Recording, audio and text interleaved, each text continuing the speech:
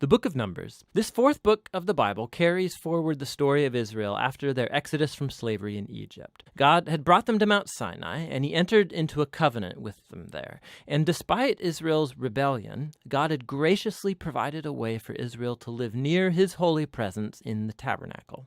So the book of Numbers begins as Israel wraps up their 1-year stay at Mount Sinai, and they head out into the wilderness on their way to the land that God promised to Abraham.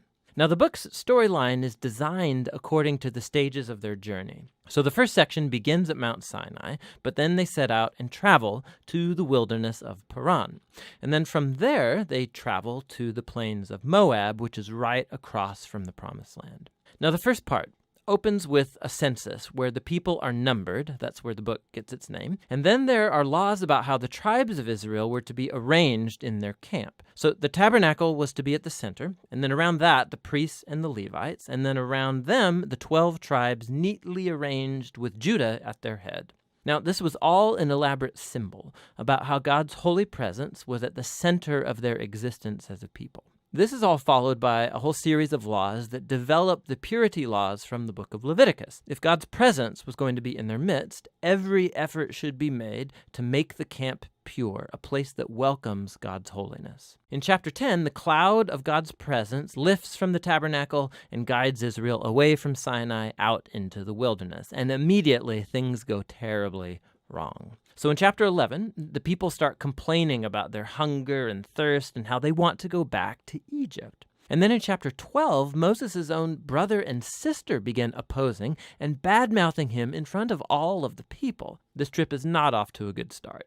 The next section begins as the Israelites arrive in the desert of Paran, about halfway to the Promised Land. And God tells Moses to send out the 12 spies, one for each tribe, so they can scout out the Promised Land. So when the spies all return, 10 of them say that there is no chance Israel can survive there because the Canaanites will destroy them. But there are 2 spies, Caleb and Joshua, who say that God can save them.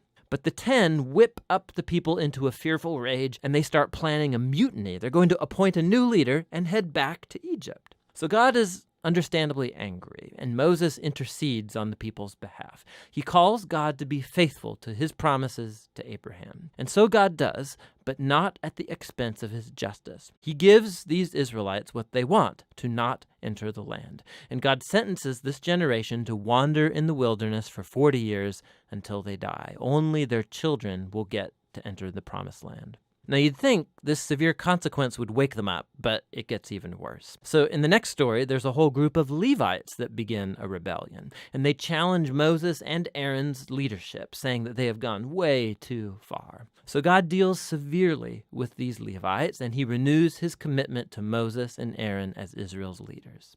Now, as they leave the region of Paran and hit the road, it goes downhill yet again. The Israelites start complaining again about their thirst, and they ask why Moses even brought them out of Egypt in the first place. So God tells Moses to speak to a rock to bring out water for all of the people. But Moses doesn't really do this. He oversteps his bounds. He hits the rock twice and then says, "You rebels, do we have to bring water out of this rock?" So Moses dishonors God by putting himself in God's place as the one who brings out the water.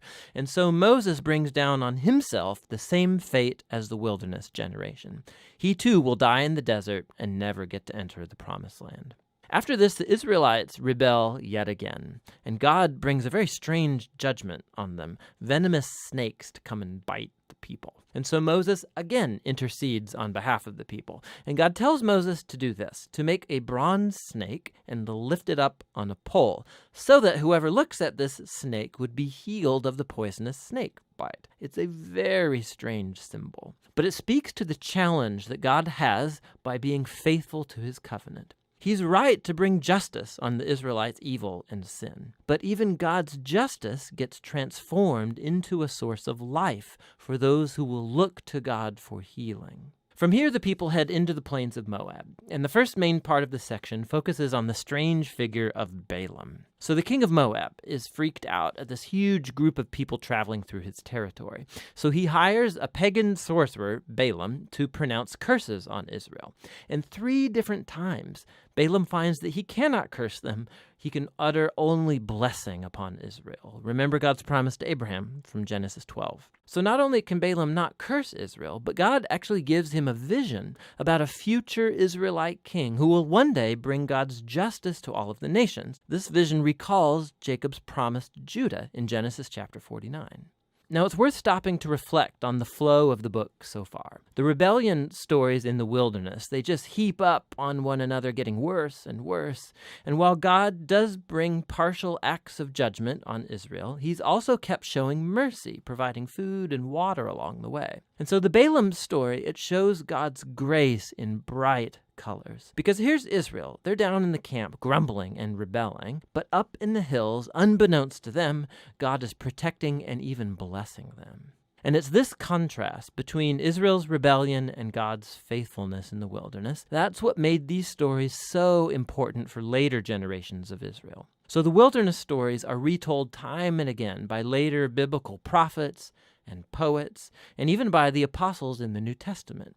And these stories always serve as a warning that while God will remain faithful to his covenant promises, he will also allow his people to walk away in rebellion and face the consequences. After this, the rest of the book focuses on the children of the wilderness generation, and they begin preparing to inherit the promised land. They take another census of the new generation, then they go on and win a number of battles with the people groups around them, and then a few tribes even begin to settle in the promised land. So the book ends with the new generation poised to enter into the land, and Moses is about to deliver his final words of wisdom and warning. But for now, that's what the book of Numbers is all about.